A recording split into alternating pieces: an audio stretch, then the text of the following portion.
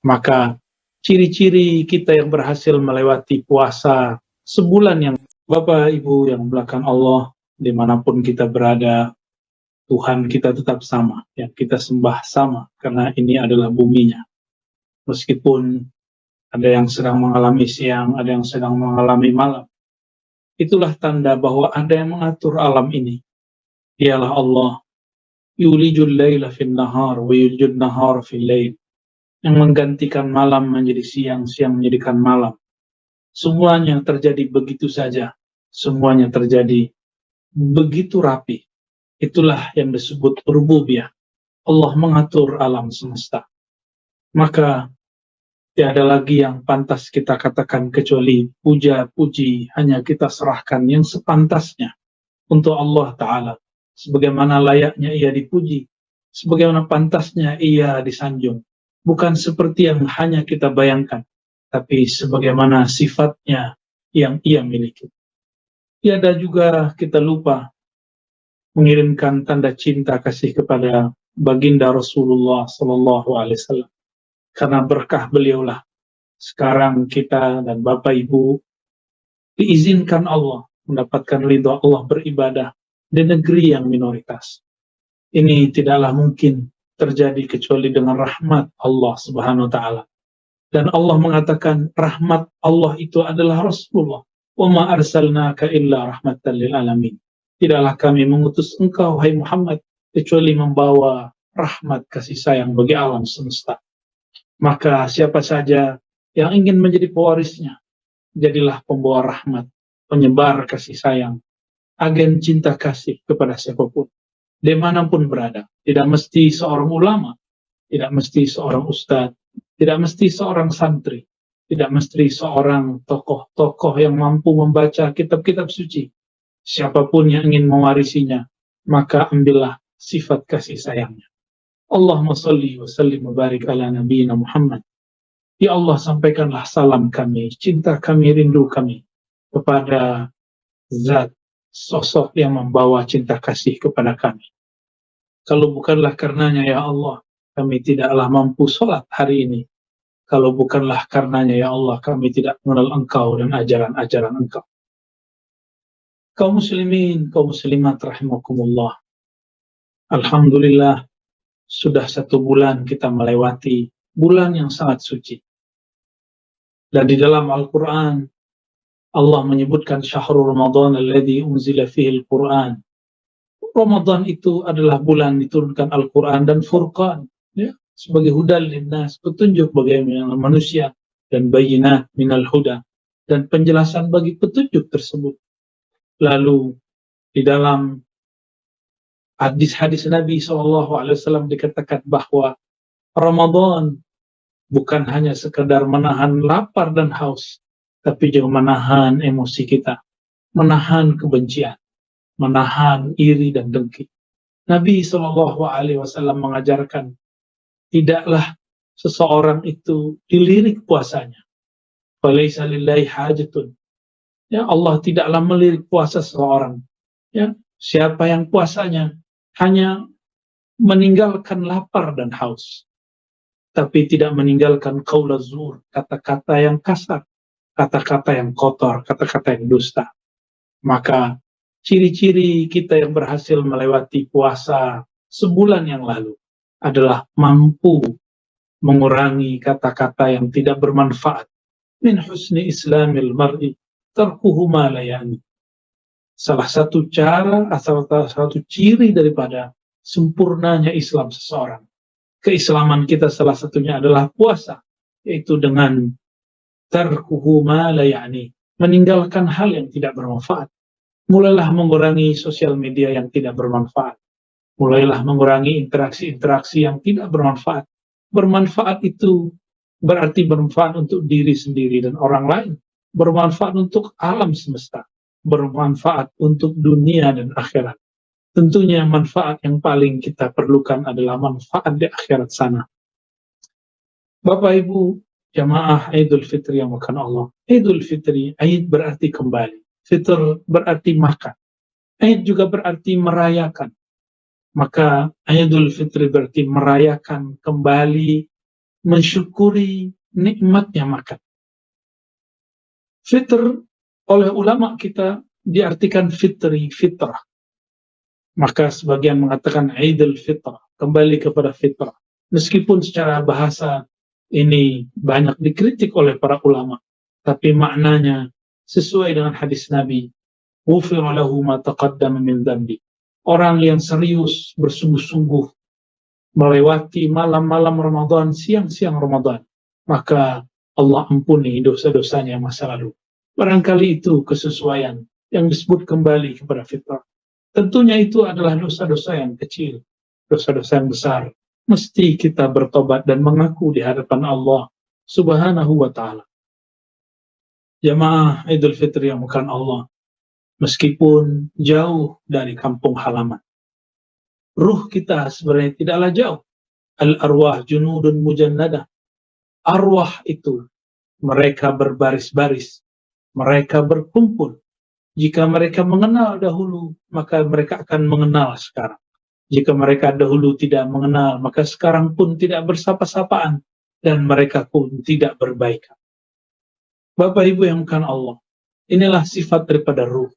Ruh itu ketika ditiupkan Allah ke dalam jasad, maka menjadilah dia jiwa. Di dalam jiwa itu ada qalbu. Qalbu inilah jika ia baik, maka baiklah semua. Jika ia buruk, maka buruklah semua. Nabi SAW mengatakan, "Idza salahat, salahal jasadu kullu." Jika qalbu itu baik, maka semuanya menjadi baik. Jika ia buruk, maka semuanya menjadi buruk. Dalam hal ini, marilah kita mulai memperbaiki isi qalbu. Karena sesungguhnya Allah Subhanahu wa Ta'ala memandang ke dalam qalbu.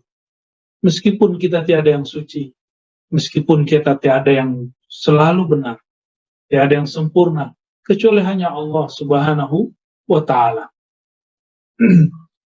Bapak Ibu yang dimuliakan Allah, qalbu ini di dalam Al-Quran disebutkan lebih sering daripada sholat, lebih sering daripada zakat, lebih sering daripada semuanya. Maka qalbu ini harus menjadi perhatian kita. Karena jangankan orang awam, ulama pun akan diuji qalbunya. Ulama pun akan diuji rasa di dalam batinnya. Maka Imam Ghazali mengatakan, busuk hatinya para ulama lebih berbahaya daripada busuk hatinya orang awam. Hasadal ulama, inna hasadal ulama adarru minal awam. Sesungguhnya hasadnya para ulama, penyakit hatinya para ulama lebih berbahaya daripada penyakit hatinya orang-orang awam. Karena jika manusia biasa, orang-orang biasa yang tidak memahami Al-Quran dan Sunnah, dalil-dalil dengan baik, jika dia iri, paling dia iri cuma dalam hal duniawi, iri dalam hal rezeki. Tapi jika ada ulama yang iri, maka dia iri membawa ayat-ayat suci. Dia menggunakan mimbar-mimbar suci. Dia akan menggunakan simbol-simbol yang suci untuk membenarkan sikap-sikapnya. Oleh karena itu, kami sendiri pun terus bertarung dengan diri sendiri, terus mencoba untuk melawan diri sendiri. Apa kata Rasulullah SAW? Inna a'da'adaika ma baina janbaik. Jangankan orang-orang yang awam, para asatis, para ustadz kiai, sama saja. Nabi mengatakan, musuh utamamu bukanlah orang lain, bukanlah Yahudi, bukanlah Nasrani saja, tapi musuh terbesarmu adalah dirimu sendiri, egomu sendiri, sifat burukmu sendiri. Atas dasar itulah Allah menurunkan para nabi. Karena para nabi telah tiada secara jasadiah. Allah kemudian mewariskan estafet ini kepada para ulama-ulama yang mengenalnya. Bukan sekedar ulama-ulama yang bermanis mulut dengan ayatnya. Di dalam Al-Quran dikatakan, Innama yakhshallaha min ibadihil ulama. Sesungguhnya yang takut kepada Allah hanyalah ulama. Siapakah yang disebut ulama? Ulama itu adalah yang mengenal Allah. Namun apakah jaminan ulama itu kemudian tidak berdosa? Tentu tidak. Jika ulama saja tidak dijamin suci, apalagi kita. Maka jangan pernah mengkultuskan seorang guru. Jangan pernah mengkultuskan seorang ustaz. Apalagi hanya seorang zuriat keturunan Rasulullah, dia tentu jika dia tidak alim, maka hanya darahnya yang suci, tapi sikap-sikapnya belum tentu suci. Atas dasar inilah kemudian kita memandang seseorang, memandang dengan ilmunya. Sayyidina Ali berpesan kepada murid-muridnya, la yakunul alimu aliman hatta ya'mala bi'ilmi. Seseorang itu tidak disebut berilmu sampai dia mengamalkan apa yang dia tahu. Maka kami mengajak diri sendiri dan kita semua, mulailah mengamalkan apa yang kita tahu. Dan mulailah mencari apa yang kita tidak tahu. Utlubul ilma, carilah ilmu. Dan ilmu itu yang paling mulia adalah ilmu mengenal pemilik alam semesta. Tidaklah usah jauh-jauh memandang alam, gunung, pohon, langit. Alam yang paling dekat dengan kita adalah diri kita sendiri. Nabi mengatakan, inna quluba bani Adam, sesungguhnya qalbu manusia, qalbu bani Adam, baina isba'ain min asabi'ir rahman, berada di antara dua jari-jari Allah yang maha rahman. Kenapa Nabi mengatakan jari-jari? Meskipun Allah Ta'ala maha suci dari anggota tubuh fisik. Kenapa Rasulullah mengatakan rahman, maha pengasih? Bukan dengan nama-nama yang lain. Berarti Allah menggenggam kalbu ini dengan kasih sayangnya. Maka jika Allah sedang merubah isi hati seorang hamba, sebenarnya Allah sedang merubahnya dengan kasih sayangnya. Tapi karena si hamba tidak mengenal Allah, dia berprasangka kepada Allah. Akhirnya mengatakan Allah tidak adil kepadanya. Allah menakdirkan yang buruk kepadanya. Padahal apapun yang Allah ubah dari dalam kalbunya, semuanya diarahkan kepada kasih sayangnya. Jamaah yang mulakan Allah, Idul Fitr, kembali merayakan hari makan, hari bersyukur. Nabi mengatakan, at-ta'imus syakir, as-sa'imus sabir. Orang-orang yang makan, dia bersyukur, nilainya sama seperti orang yang berpuasa dan dia bersabar. Maka jika hari ini Allah izinkan kita makan, minum halal bihalal, maka makan minumlah dengan penuh kesyukuran. Inilah yang disebut dalam hadis tadi, orang yang makan minum penuh rasa syukur, berterima kasih kepada Allah, dinilai sama dengan orang berpuasa. Itu sebabnya puasa pada hari ini haram, karena kita diwajibkan bersyukur, dan Allah mengatakan, wa qalilun min ibadiyas syakur. Sedikit sekali di antara hambaku yang syukur, yang bersyukur kepada Allah. Syukur itu terbagi tiga. Ada yang mensyukuri sesuatu berdasarkan materi. Jika materinya bertambah, maka bertambahlah tanda terima kasihnya. Ada yang bersyukurnya yang kedua, yaitu secara imateri. Dia merasakan ketenangan, dia merasakan khusyuk, dia merasakan tersentuh. Jika ini tidak terasa, dia pun kurang bersyukur. Namun ada yang bersyukur tanpa syarat. Bersyukur kepada Allah karena Allah layak disyukuri. Bukan karena diberi materi saja atau diberikan imateri, diberikan rezeki yang zahir ataupun yang batin. Namun dia ada saja, bagi dia sudah disyukuri. Nafas ini masih berjalan, masih dapat menarik udara, menghirup udara, mengeluarkannya kembali. Jantung masih dapat berdegup. Semua ini sudah pantas disyukuri. Ada seseorang bertanya kepada seorang ulama, saya sudah bertahun-tahun berdoa, kenapa Allah tidak berikan jua? Lalu ulama ini menjawab, wahai Tuhan, bukankah engkau selama bertahun-tahun berdoa itu diberikan kesehatan? Menggunakan baju yang juga sangat layak. Menggunakan, mengusi rumah yang rumahmu juga layak. Menggunakan kendaraan-kendaraanmu juga layak. Engkau makan, selama engkau berdoa itu engkau diberikan makan oleh Allah Ta'ala dengan nikmat yang tiada tara. Barulah orang itu sadar, iya juga. Ternyata inilah kisah yang berulang kembali terjadi di zaman Rasulullah Sallallahu Alaihi Wasallam. Di zaman Rasulullah ada seseorang datang bertanya, wahai Rasulullah, ajarkan aku satu doa. Lalu Rasulullah mengatakan, Kul, Allahumma inni as'aluka al-'afwa wal 'afiyah fid dunya wal akhirah. Katakanlah wahai sahabatku, aku memohon kepada engkau ya Allah al-afwa, kelebihan dan maaf, wal afiyah dan keselamatan. Fid dunya wal akhirah, di dunia dan di akhirat.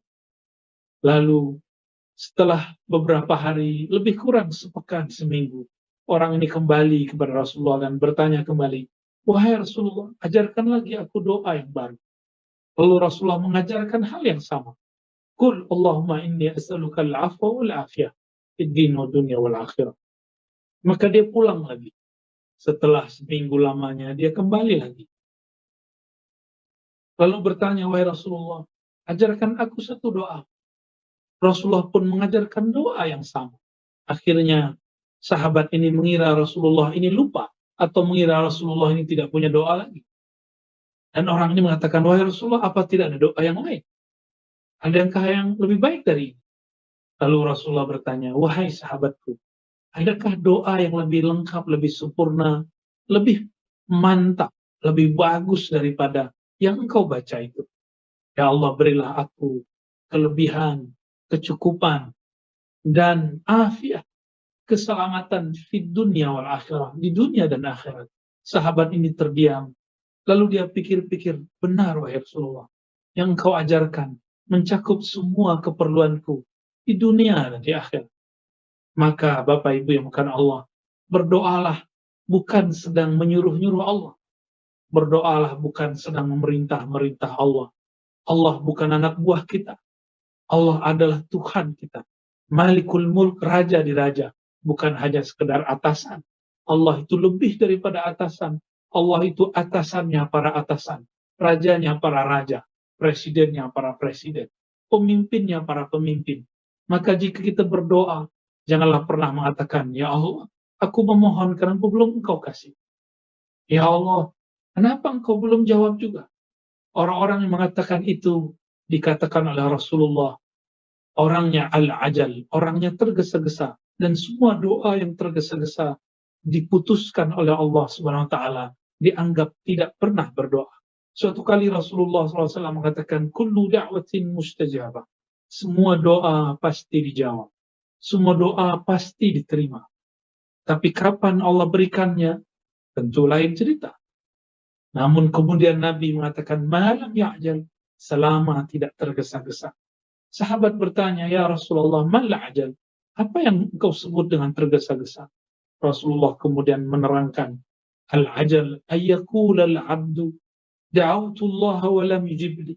Ketika seorang hamba berkata, bergumam, aku telah memohon kepada Allah, aku telah berusaha, aku telah tahajud, telah puasa, tapi kenapa Allah belum kunjung memberikan jua? Allah belum kunjung menjawab juga. Kata-kata seperti ini tidak pantas dikatakan oleh seorang yang kenal kepada Allah. Bapak Ibu jamaah yang dimuliakan Allah. Allah itu lebih kenal hambanya daripada seorang ibu terhadap bayinya. Jika ibu terhadap bayinya, belum bayinya haus dan lapar, seorang ibu telah menyediakan air susu, telah menyediakan perhatian dan kasih sayang. Allah lebih sayang kepada kita daripada sayangnya seorang ibu yang melahirkan bayi yang tercinta. Maka mulailah bangun kepercayaan kepada Allah. Mulailah bangun husnuzan, berbaik sangka kepada Allah. Inilah amal hati yang paling mulia. Jika di awal Ramadan, di tengah Ramadan kami mengajak, marilah berdoa meminta agar kolbu ini bersih. Jantung kita ini tidak ada noda-noda. Meskipun itu sulit, tapi kita meminta salam atas sadar, kebersihan-kebersihan kolbu. Meskipun ini hanya Allah yang tahu kapan terjadi. Maka amalan kita di bulan Syawal ini adalah husnuzan billah, berbaik sangka. Berbaik sangka, membangun positive thinking kepada Allah Subhanahu wa taala. Mulailah setiap detik mengatakan, Allah pasti menghendaki kebaikan kepadaku. Mungkin aku yang kurang faham terhadap takdir Allah Subhanahu wa taala. Bapak Ibu yang bukan Allah, inilah yang dikatakan Nabi dalam hadis terakhir yang akan kami bacakan. La yamutanna ahadukum illa wa huwa yuhsinu dhanna billah. Janganlah kalian mati sampai kalian berbaik sangka kepada Allah. Karena kematian itu kita tidak tahu kapan datangnya. Bisa 1 jam lagi, bisa beberapa menit lagi, bisa esok hari, bisa setahun lagi, bisa bertahun-tahun lagi, kita tidak tahu. Mungkin beberapa kawan kita, sahabat kita sudah dahulu. Ada yang tua, ada yang muda. Maka berbaik sangka itu tidak menunggu tua, tidak menunggu badan ini, wajah ini, kulit ini keriput, tidak menunggu tubuh ini rentah. Tapi kapanpun, saat dimanapun, mari kita berbaik sangka. Tuhan kita sama, baik di sana ataupun di mana-mana. Bapak Ibu jamaah Idul Fitri yang melakukan Allah, mari amalkan 2 hal ini, membersihkan kolbu dari penyakit iri, dengki, dan yang berikutnya adalah husnuzon billah, berbaik sangka kepada Allah. Ana inda zonni abdi, aku berdasarkan persangkaan hambaku. Wassallallahu ala Nabi Muhammad, nas'alullah al-afwa wal-afiyah lana wa liwalidina wa limasyayikhina. Allahu akbar, Allahu akbar, Allahu akbar walillahil hamd. Nas'alullah al-maghfirah wa ridwan. Fa'tabiru ya ulil absar la'allakum turhamun wa tubu ilaihi wa kabbiruhu takbira. Innahu kana bikum raqiba.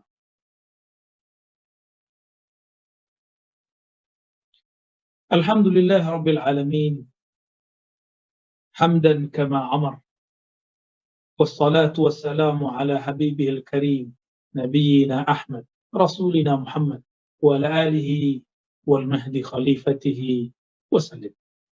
أما بعد أوصيني وإياكم بتقوى الله فقد فاز المتقون.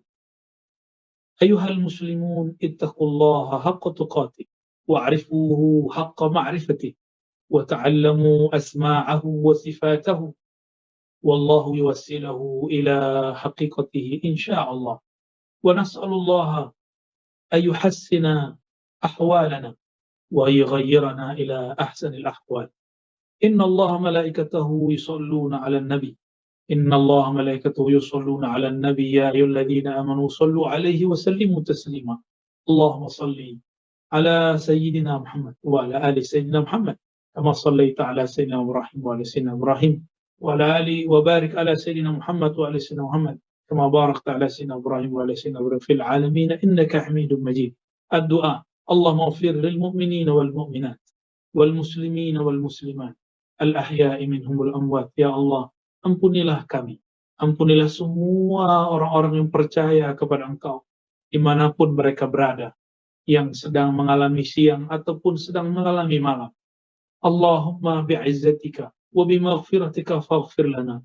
Ya Allah, dengan keluasan ampunanmu, sebesar apapun dosa kami, maka ampunilah ya Allah. Allahumma ya Sattar, ustur auratina bisitrikal jamil.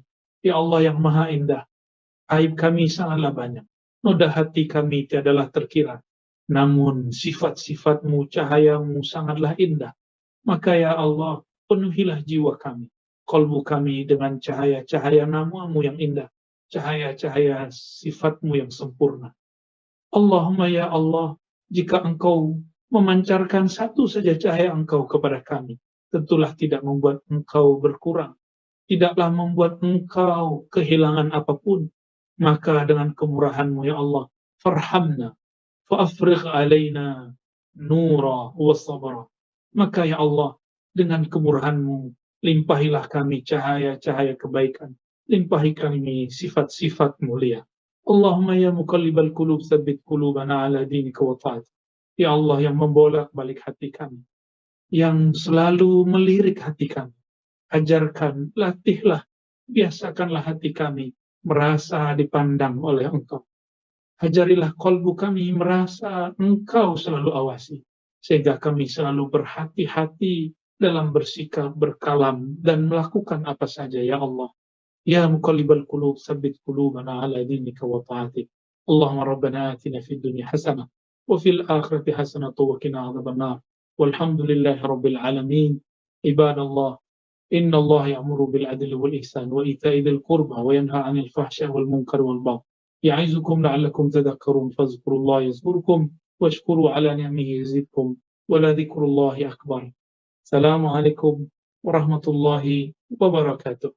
Jamaah yang dimuliakan Allah, puji syukur kepada Allah Subhanahu wa taala dengan ma'unah, bantuan hidayah dari Allah Subhanahu wa Ta'ala. Alhamdulillah, Allah izinkan kita untuk bisa menyembahnya pagi ini, untuk bisa bertakbir memujinya pagi ini. Di dalam hadis Nabi dikatakan, beliau mengajarkan seorang sahabat agar membaca doa, Allahumma inni ala dzikrika, wahai sahabatku, bacalah doa, ya Allah bantulah aku mengingat engkau. Maka salah satu ciri orang dibantu oleh Allah, dia dimudahkan mengingat Allah Subhanahu wa Ta'ala. Semoga hadirnya kita pagi ini dan qiyamul lail, puasa yang kita kerjakan selama ini, tanda Allah Subhanahu wa Ta'ala membantu kita. Amin ya rabbal alamin. Nikmat inilah yang kita syukuri, nikmat inilah yang kita kemudian kembalikan kepada Allah Subhanahu wa Ta'ala. Syukur nikmat sederhana, antaral mun'imah, engkau melihat, menyadari siapa yang memberi nikmat, dan yang maha memberi nikmat adalah Allah Subhanahu wa Ta'ala. Jika kita memberi hadiah, kita suka dikenal, kita suka diketahui bahwa si pemberi hadiah adalah kita. Jika tadi Bapak Ibu bersedekah, ingin namanya dikenal, sebenarnya itu bukan sifat kita, tapi itu sifat Allah. Allah yang boleh seperti itu. Hanya Allah yang boleh memandang dirinya memberi, sedangkan makhluk tidak boleh merasa dirinya memberi. Itulah yang dimaksud asyukur. Syukur, kita memandang, menyadari bahwa nikmat ini dari Allah Subhanahu wa Ta'ala. Dan salawat dan salam mari kita kirimkan kepada hamba Allah yang paling bersyukur, Sayyidina Muhammad sallallahu alaihi wasallam. Beliau itu mengajarkan sahabat tidak selalu mengancam, tidak juga selalu memberikan kabar-kabar gombal. Amalkan ini dapat pahala, tidak selalu. Kamu tidak lakukan ini masuk neraka, tidak selalu. Nabi kadang-kadang bahkan lebih sering mengajarkan para sahabatnya bagaimana cara mengenal yang disembah, sehingga muncul kesadaran ketika bersedekah, ketika sholat, bukan lagi karena harap sesuatu, karena takut sesuatu. Siapa yang harap masuk surga, surga itu makhluk. Yang takut neraka, neraka pun makhluk. Bukan berarti kita nggak takut neraka. Kita takut neraka karena Allah mengatakan, wahai neraka, ya nar, wahai neraka, denganmu, dengan cara aku murka, yaitu aku murka dengan menyiksa hamba-hamba yang durhaka melaluimu. Jadi neraka ditakuti bukan karena nerakanya. Di waktu kita kecil, orang tua kita mengancam dengan rotan. Kalau tidak sholat, dipukul. Rotannya digantung di tengah rumah. Si anak yang tidak paham apa pentingnya sholat, dia takut kepada rotannya, tidak takut kepada yang punya rotan.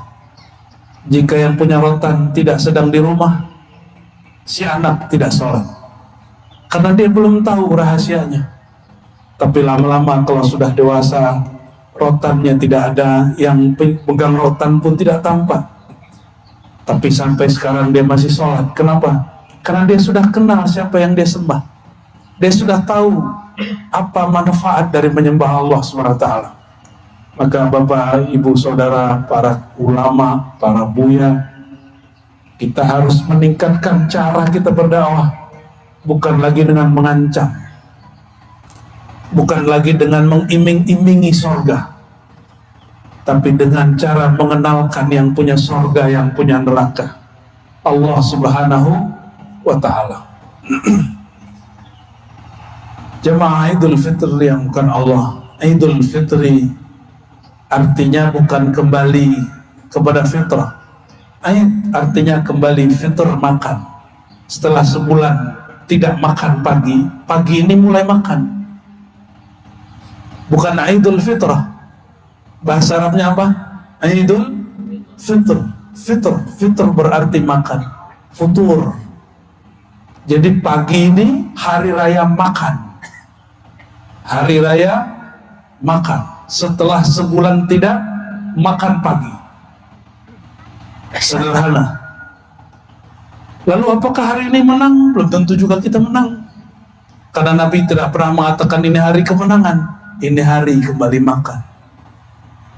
Namun Nabi mengatakan orang yang berpuasa, orang yang qiyamul lail, kalau Allah terima, Allah ampuni dosanya. Ghafarallahu lahu ma taqaddama min dzambi. Allah ampuni dosanya. Apakah pengampunan dosa itu kemenangan? Jawab sendiri. Apakah itu sebuah kemenangan atau sebuah hadiah? Jemaah yang dimuliakan Allah, maka kita pun harus memperbaiki istilah-istilah kita beragama. Ini hari bukan kembali fitrah, ini hari kembali makan. Maka kalau ada orang sholat sekali sejumat, alhamdulillah. Ada orang sholat sekali setahun, alhamdulillah. Masih ada nur Allah di kalbunya. Kita tidak usah sindir-sindir juga. Sudah mau dia menyembah Allah walaupun sekali-sekali, siapa tahu nanti berkali-kali, dan dia wafat mati dalam kali-kali itu. Dan belum tentu juga orang yang malam kemarin selalu idul qiyamul lail, tarawih, yang selalu kemudian berpuasa karena dia merasa suci dengan qiyamul lailnya, merasa suci dengan tarawihnya, merasa soleh dengan puasanya. Tahu-tahu meninggalnya karena merasa soleh. Allah paling benci dengan orang paling merasa soleh. Apa kata Allah dalam hadis qudsi? Kullu bani Adam khatta'un. Semua anak Adam itu pasti punya salah. Tanya ini ustaz-ustaz buya-buya ini, dosanya lebih besar dari orang awam. Karena mereka tahu lalu mereka buat. Apalagi kita. Namun sebaik-baik orang yang bersalah, at-tawwabun, yang mengaku dia salah, yang mengaku dia bukan orang benar. Ini hadis qudsi. Allah tidak berikan pengecualian. Seluruh manusia pasti berbuat salah. Tapi sebaik-baik yang berbuat salah, yang mengaku salah, yang merasa salah. Coba perhatikan ketika Sayyidina Adam terusir dari sorga. Apakah Nabi Adam menyalahkan iblis? Ya Allah, aku terusir dari sorga karena iblis. Apakah Nabi kita, kakek kita Nabi Adam menyalahkan iblis? Tidak. Dia mengatakan Rabbana zalamna, kami yang salah ya Allah. Aku Adam yang salah. Ini Hawa yang salah, bukan salah iblis. Kenapa? Karena syaitan masuk ke masjid tetap syaitan. Maka jika ada kekasih Allah, hamba Allah, masuk ke tempat maksiat, dia tetap hamba Allah. Tapi kalau syaitan masuk ke masjid, dia tetap jadi syaitan. Maksudnya adalah orang baik kemanapun dia diletakkan, dia nggak akan menjadi jahat. Maka benarlah kata Imam Qushairi menukil dari imam-imam terdahulu, ketika kita hendak mensucikan diri dengan cara beruzlah, menjauhkan diri dari makhluk, maka ini pun ada dua model orang. Yang pertama, dia menjauhkan makhluk karena menuduh makhluk merusak dirinya. Ini banyak kita dengar artis-artis tobat. Lalu kata dia apa? Saya tidak mau lagi kembali ke komunitas yang lama, kawan yang lama, karena mereka membuat aku menjadi penjahat, menjadi pendosa. Dia menyalahkan orang lain karena dosanya. Ini hijrah, tapi tidak sesuai dengan sunnah Nabi Muhammad SAW. Dia hijrah, dia tobat, tapi tobatnya tobat syaitaniyah, tobat dengan cara menyalahkan orang.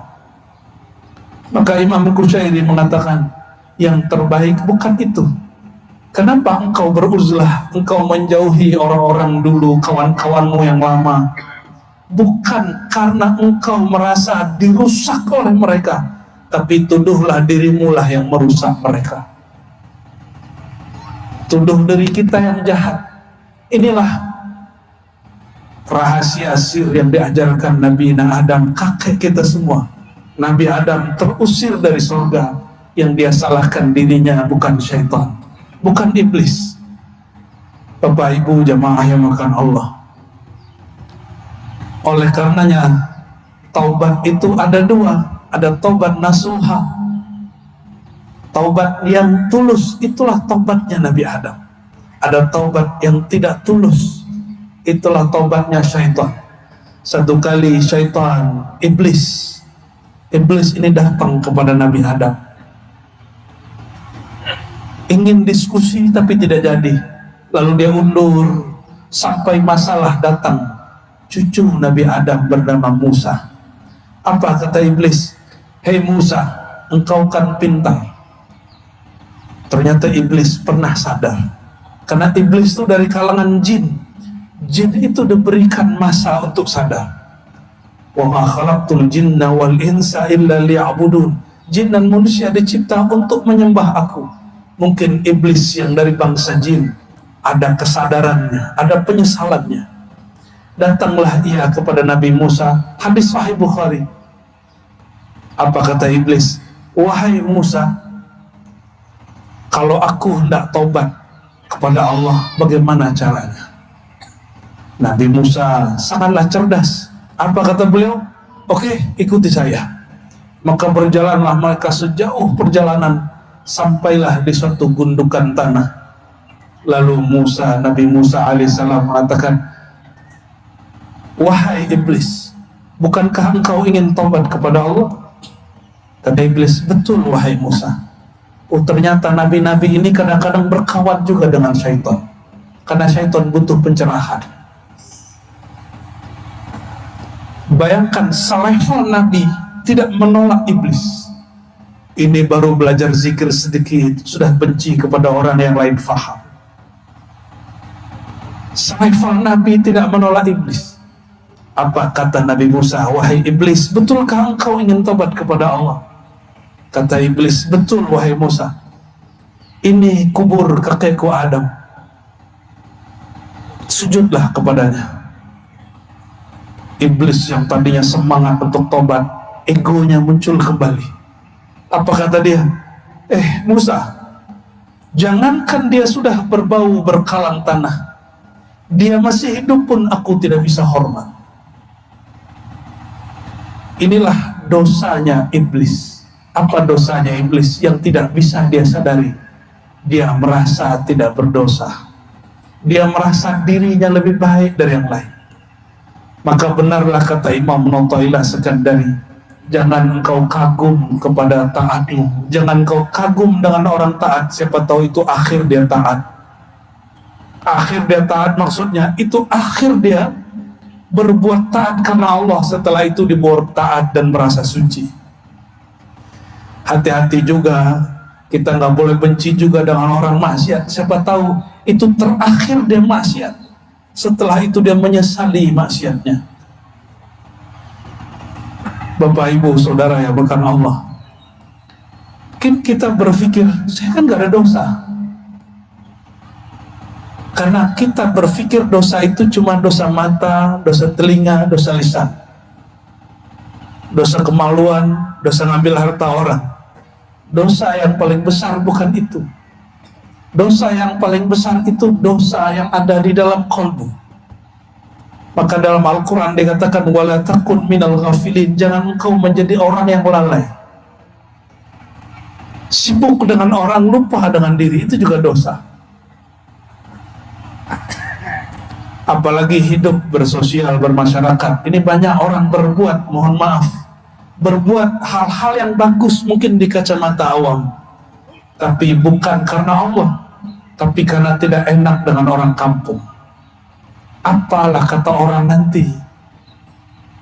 Kita tidak sadar kalau itu adalah riya. Itulah sebabnya kenapa orang-orang kemudian gampang tersinggung, harap dipuji. Ternyata riya itu tidak hanya harap dipuji, juga ada satu lagi, takut dicaci. Mengatakan apalah kata orang nanti, itu bagian dari riya. Bapak Ibu yang bukan Allah, takbir yang kita baca tadi, Allahu Akbar, itu lafaz Allah jika diturunkan ke bukit, bukit bisa longsor. Diturunkan kepada gunung, gunung bisa meletus. Makanya Allah tidak berikan gunung, langit, bumi, pemikul nama Allah. Di mana Allah letakkan nama Allah itu? Idza dzukirallah wajilat qulubuhum. Jika disebut nama Allah, yang bergetar kalbu. Maka nama Allah itu diberikan untuk kalbu. Jadi jika yang mengajarkan tentang Allah, nama Allah, bukan untuk kalbu orang lain, untuk kalbu kita dahulu. Karena kalbu itu dia ada 3 jenisnya. Seperti orang yang sedang sakit, ketika tidak ada makanan yang nikmat, bukan makanannya yang tidak nikmat, badannya yang lagi sakit. Jika kita buat rendang, buat gulai, makanannya tidak terasa nikmat, mungkin mulut kita sedang sariawan. Itu disebut qalbun marid, kalbu yang sakit. Makanan kalbu adalah mengenal Allah, menyebut nama Allah. Kenapa ada orang terganggu dengan nama Allah? Atau kita tidak menikmati nyebut nama Allah? Jangan tuduh orang lain. Jika kita sholat tidak khusyuk karena ada orang berisik, orang ramai kiri kanan, tidak usah marahi orang lain. Tapi mungkin pikiran kita yang sedang berisik, kalbu kita yang sedang ramai. Ada kalbu yang mati. Kalbu orang mati itu, anzartahum an lam tazirhum la yu'minun. Engkau beri peringatan, tidak peringatan, tidak akan mendapat peringatan. Tapi itu satu ayat. Di ayat yang lain, Allah jika berkehendak ingin menghidupkan sesuatu, maka Allah beri hujan semalam. Lihatlah padang yang tandus di padang pasir. Ini zaman sudah beda semenjak global warming. Daerah-daerah yang ada di gurun padang pasir, setiap kali kena hujan 2 bulan setelah itu hijau. Bayangkan padang pasir sudah tidak ada bibit-bibit yang bagus, beri hujan 2 bulan ada rumput tumbuh. Artinya apa? Semati apapun batin seseorang, jika dihujani terus dengan nama Allah, pasti dan tidak akan tumbuh. Jangan dihujani dengan ancaman, orang temah lari. Jangan dihujani dengan kemudian puji-pujian, nanti dia lupa diri. Bapak Ibu yang karena Allah, bagian akhir yang mau saya sampaikan, ada kalbu yang sehat. Mana kalbu yang sehat? Kalbu yang sehat, ala bi dzikrillahi tatma'innul qulub. Ketahuilah dengan mengenal Allah, menyebut nama Allah, kalbu bergetar. Maka sebut nama Allah menggetarkan kalbu, itu indikator cara tanda-tanda kalbunya sehat. Kalau ada kita nyebut nama Allah di dalam diri, lalu terasa nikmatnya, terasa ketenangan nyamannya, insya Allah itu tanda kalbunya sehat. Silakan dicoba sendiri, kalau zikir bisa tahan lama atau tidak. Jika gelisah berzikir, berarti kalbunya sakit, seperti orang sedang diinapkan di rumah sakit, dia gelisah. Tapi jika kalbunya sehat, mainan dan makanan kalbu adalah mengenal Allah. Maka perhatikan orang-orang yang kalau lagi sedang belajar tentang suatu ilmu mengenal Allah, dia bisa duduk 2, 3, 4, 5 jam. Seperti anak-anak main game. Jika dia tahu cara main game, dia lama mainnya sampai lupa makan dan minum.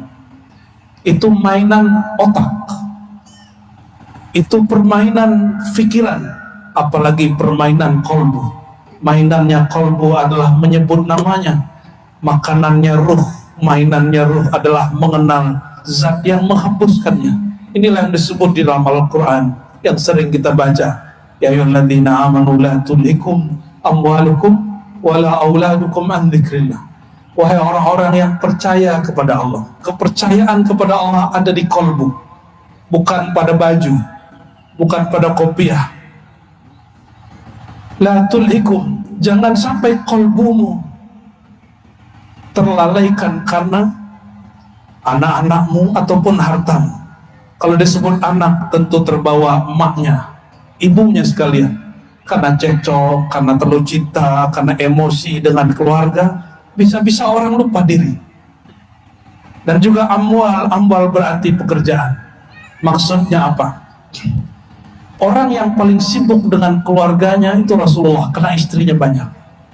Orang yang paling sibuk dengan pekerjaannya itu Rasulullah. Kenapa? Karena beliau adalah seorang presiden sekaligus, juga panglima sekaligus, juga mengurus zakat. Nabi itu bukan punya kendaraan 1-2. Nabi punya onta 30, punya kuda 20. Satu istri, ada kendaraannya, ada rumahnya, ada ontanya, ada macam-macam. Nabi itu sangat kaya, sangat sibuk, tetapi beliau dengan sibuknya tidak lupa kepada Allah Subhanahu wa ta'ala. Karena lupa, lalai itu di kolbunya selalu bersama Allah. Namun Nabi Muhammad SAW tidak merasa dirinya suci. Maka beliau, bayangkan orang yang sudah selalu berjumpa dengan Allah, selalu beristighfar dan mengatakan, innahu la yughanu ala qalbi, sungguh kolbuku kadang juga terganggu. Maka aku minta ampun kepada Allah 70 kali sampai 100 setiap hari. Bapak Ibu saudarakan Allah, inilah nasihat dari kami. Jika Nabi menyadari, menyesali masalahnya 70 kali setiap hari, kita yang tidak terjamin ini harusnya lebih banyak dari itu. Kesimpulan khutbah kita pada pagi ini, yang pertama, Idul Fitr kembali kepada makan, bukan kembali suci. Kesucian urusan Allah. Dan yang kedua, ciri-ciri orang yang hatinya sehat, disebut nama Allah, hatinya nyaman. Maka kalau ditanya, apakah hatiku sakit atau tidak, sebut saja nama Allah, nyaman atau tidak. Dan yang terakhir, selevel Nabi Musa tidak pernah menolak makhluk paling terlaknat di alam semesta bernama iblis. Maka orang-orang yang hina seperti kita, pendosa seperti kita, jangan jugalah menolak dan menghina orang-orang yang terhina. Siapa tahu kita lebih hina dari mereka. Semoga Allah Ta'ala menerima semua puasa kita, semua qiyamul lail yang pernah kita lakukan. Semoga Allah Ta'ala jadikan rumah tangga, kampung, negeri kita ini menjadi negeri yang penuh berkah, diampuni oleh Allah Subhanahu wa Ta'ala, dijadikan generasi muda kita generasi yang kenal Allah Subhanahu wa Ta'ala. Amin ya rabbal alamin. Fa'tabiru ya ulil absar la'alakum turhamun. Allahu akbar, Allahu akbar, Allahu akbar, Allahu akbar, Allahu akbar, walillahil hamd. Ushidukum bi an la ilaha illallah wa anna Muhammadan abduhu wa rasuluhu. Allahumma salli wa sallim wa barik alaihi, amma ba'du. Usikum ayyuhal muslimun, ittaqullah haqqa tuqatih wa la tamutunna illa wa antum muslimun. Innallaha malaikatahu yusalluna 'alan nabi ya ayyuhalladzina amanu sallu 'alaihi wa sallimu taslima. Allahumma salli 'ala nabiyyina Muhammad wa 'ala alihi wa sahbihi ajma'in. Allahumma ighfir lil mu'minina wal mu'minat wal muslimina wal muslimat al ahya'i minhum wal amwat wa tabi' bainana wa bainahum bil khairat waghfir warham wa anta khairur rahimin. Allahumma ya Allah, ampuni semua dosa kami yang hadir, ampuni semua dosa orang tua kami, ampuni semua dosa keluarga kami, pasangan kami, anak-anak kami, saudara kami, tetangga kami, guru-guru kami. Allahumma ya Allah, ampuni dosa semua orang-orang yang di kolbunya ada iman dan Islam. Allahumma ya Allah, ya muqallibal qulub, wahai yang menggenggam kolbu kami, wahai yang menatap diri kami, mohon ya Allah, jika kolbu ini lalai, tariklah dia kepada Engkau dengan kelembutan. Jangan Engkau tarik ia dengan jalal keagunganmu. Allahumma ya muqallibal qulub, sarrif qulubana ilaik. Ya Allah, arahkan kolbu kami hanya kepada Engkau. Jangan biarkan kolbu kami berpaling kepada selain Engkau. Allah maltuf minna wal muslimin. Ya Allah, semua kami punya masalah, semua kami punya cobaan, semua kami punya ujian. Dengan nama Engkau ya Latif, ya Latif, yang maha lembut, yang maha halus, berikanlah kelembutan hati dalam diri kami, sehingga kami tidak menyalahkan orang karena suatu masalah, tapi kami menyalahkan diri kami sendiri. Allahumma ya Nur, ya Nur, ya man huwa nurun ala nur, wahai pemilik cahaya, wahai sumber semua cahaya. Kolbu kami gelap ya Allah, hati kami gelap ya Allah, pikiran kami gelap karena semua kesalahan kami. Nawir qulubana binurika, izinkan pagi ini ya Allah Engkau terangi kolbu kami dengan nur Engkau. terangi keluarga kami dengan nur Engkau, terangi negeri kami dengan nur Engkau, terangi semua orang yang percaya kepada Engkau dengan nur Engkau. Allahumma ya Allah, Rabbana atina fid dunya hasanah wa fil akhirati hasanah wa qina adzabannar. Wa sallallahu ala nabiyyina Muhammad walhamdulillahi rabbil alamin.